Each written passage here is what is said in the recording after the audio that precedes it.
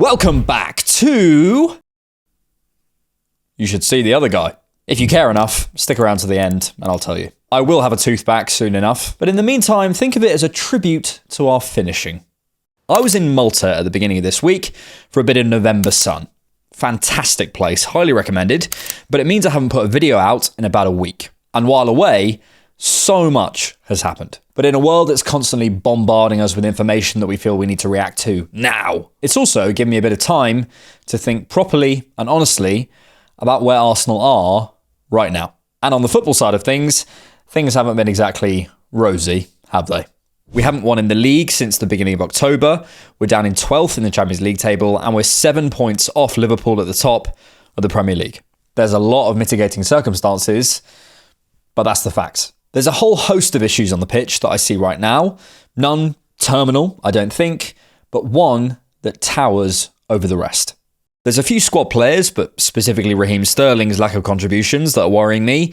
It feels like we're making a lot of defensive concentration errors, even though that's probably slightly unfair numbers-wise. But it's what I feel, okay? I don't think we're creating big enough or high-quality enough chances. Our transitional threat, which we spoke a lot about in the summer, just doesn't exist. I don't love Martinelli in the final third right now. We seem to be reduced to just spamming crosses into the box to no one in the last few games. Trossard has been really ineffective, but I think a lot of it is linked to one issue. Solve this one issue, and I think a lot of the problems go away. Not that it's easy to solve. I'm going to hit you with a load of data and tactics first, but stick around because I think there's something deeper at play as well. Have a look at this. Apologies, these graphs are always hard to read in a format like this because it's a lot of data, but feel free to pause, screenshot, zoom in, whatever. And this is from the brilliant Scott J. Willis, and you can check it out on X as well. This is a graph looking at total touches for Premier League teams in Zone 14 and the half spaces so far this season. Arsenal have had less touches in these threatening areas than 7 other teams, already concerning, but most concerning of all is the proportion of them coming centrally. The only teams with less touches in these areas are Wolves and Everton, 16th and last in the table respectively. I don't care how much we play with 10 men, that is concerning. Okay, that's touches, but you could have a million touches in the final third and go nowhere. What about passes? When we go forward, are at least a good proportion of our passes going into those dangerous areas? This is from Data Analytics EPL, and it's asking what percentage of a Premier League team's total successful passes get delivered into Zone 14, accurate up to the current game week. By the way, I know people get annoyed at the phrase Zone 14, which I get, but it's just this central zone highlighted. And it's an easier way of saying it than the bit outside the D. No, further down. Not that far. Just slightly. For Arsenal, 2.29% of our successful passes get delivered into there. We've completed 3,713 passes in the league, and 2.29%, 85 of them have gone successfully into that central zone. That's about 8 passes a game. Is that good? Spoiler alert, it is not. That is a lower percentage than Spurs, Fulham, City, Man United, Villa, Bournemouth. It's 0.01 better than Everton, but it's lower than Ipswich, Chelsea, Liverpool, Leicester, Brighton, Forest and Palace. In other words, we are 14th best or 7th worst, depending on what side of the bed you got out on this morning, at getting the ball successfully into that dangerous area when we are in the final third. There is context to that. Our numbers are better in the Champions League, and obviously we tend to work the ball wide, but that is not good. Finally, what about when we're in the box? Maybe we bypass the central areas, but our shots are in really good locations. This graph, also from Data Analytics EPL, divides up the box and looks at the percentage proportion of shot locations. Some encouragement here, as for us, they're coming from right close to the goal and central. Hooray! That was the least aura thing I've ever done. Minus 3,000 aura points. In fact, we're leaders in the 6-yard box, which I suspect is in large part down to our prowess from set pieces. We managed to get those flick-ons, those shots, like we saw against Inter, cleared off the line. But the wider picture of the centre, again, isn't nice. Sorry. Comparing the 4 central zones, including the 6-yard box, cumulatively, easy for me to say with no tooth, across those 4 zones, Arsenal have 68.06% of their shots central. Sounds okay, even if we accept that there's set pieces involved there. But it sounds less good when you realise Brighton are ahead of us with 72.48%, Brentford are ahead on 71.43%, Forest are marginally ahead, and Palace, who are 17th, may I remind you, are just 0.26% behind us. And most of the top teams are well ahead. This is including set pieces, may I remind you. Now, teams block the middle against us. Again, I have to stress, we emphasise the wide areas, but I don't care how you spin it. Passes, touches, shots, we are locked off from those central areas. And that is a big problem.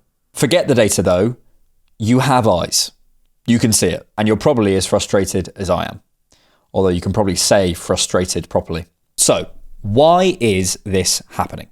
Our players behind the ball always elect to go wide, often, rather than breaking lines, something I've always struggled with the balance of, and it must be instruction. We've been using Trossard as a reference at times, which I don't understand.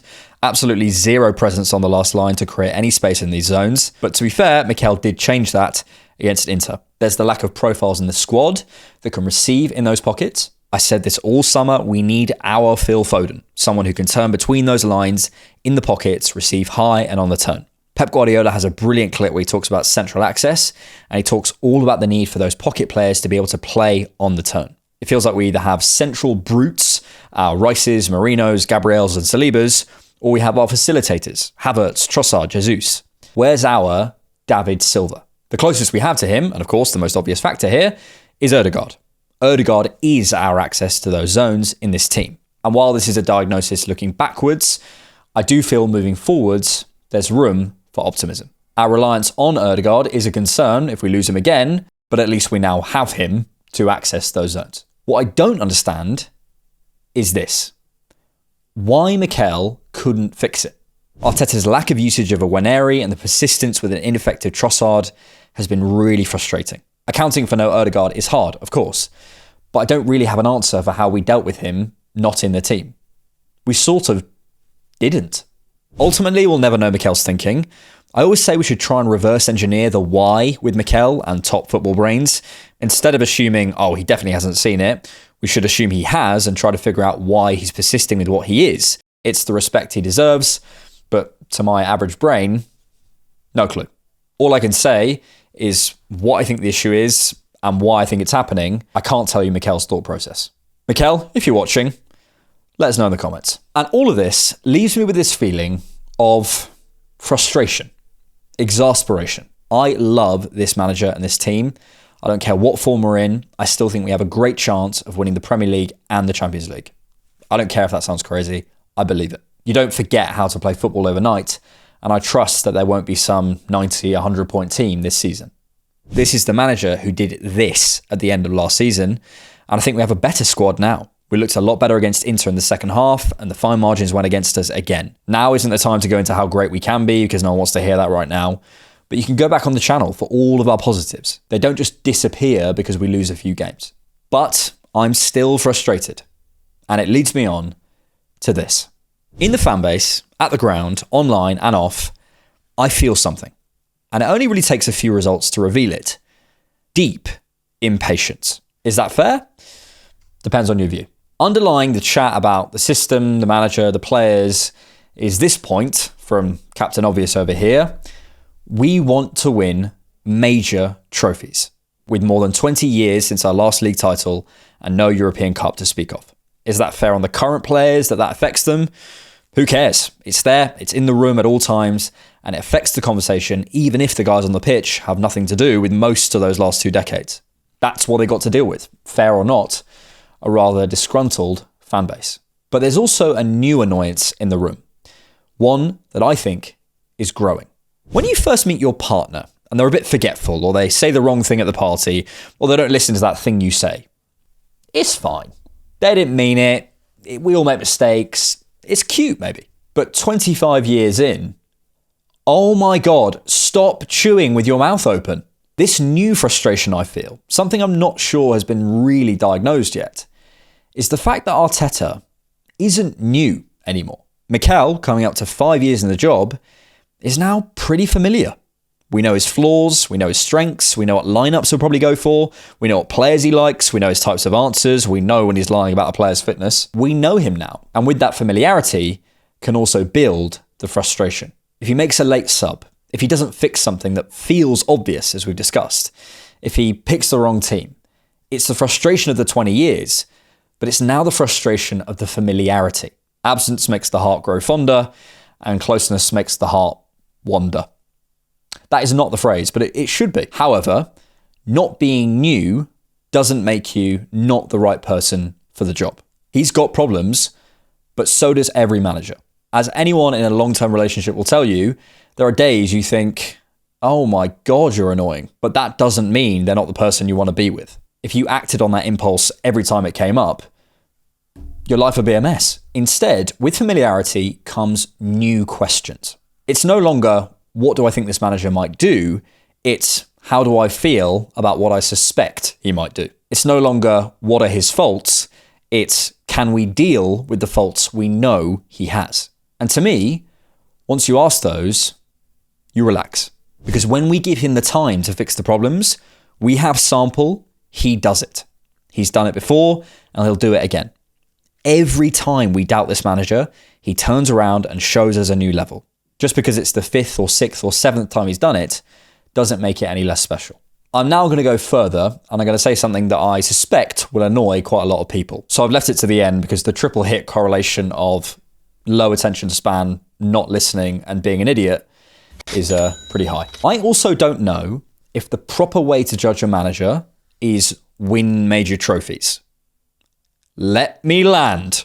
It's all very well saying it, but do we ever actually unpack it? If that was the way to assess them, then 19 teams would sack their manager every season because they failed. So that can't be the way you assess them. Let's just isolate the big clubs. In Jurgen Klopp's 9 years at Liverpool, he won the Premier League once and the Champions League once. So if the aim was win major trophies, and we're not counting the domestic cups because the guys who say this never do, as they're Mickey Mouse trophies apparently, he failed 7 times. He should be gone, shouldn't he? No. What Liverpool collectively did was get into the position to win by focusing on consistently evolving and improving. The controllables are what you have to assess. That was their focus. By focusing on evolving and improving, not the outcomes, they created the patience and time for Klopp to get them the outcomes. And they did. Although not as many as they like, I suppose. It never happens the other way around. I am desperate for major honours, but let's not get the cart before the horse. To properly judge Arteta, that is what we have to discuss. Because if he consistently gets the controllables right, the outcomes are inevitable. And although there are hiccups, although the frustration is growing, although he annoys us with his snoring, I don't think he has stopped improving us, and I don't think we've stopped consistently evolving. And until that happens over a wide sample, I'm not ready to talk about the manager's position. Okay, Chelsea this weekend, regroup, get the players fit, go again.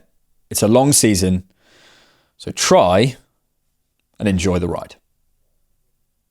If you like The Different Knock, you can support us on Patreon monthly, or you can buy us a coffee. So long story short, I had a bike accident when I was a kid, and I smashed these 2 teeth. These 2. That one is fake as well, and the other one was hollow, basically. It had been eating itself out, so I've got to get an implant. Pretty boring, to be honest. All right, see ya. The truth is, I had a fight with James from the Gooniverse. That man is an absolute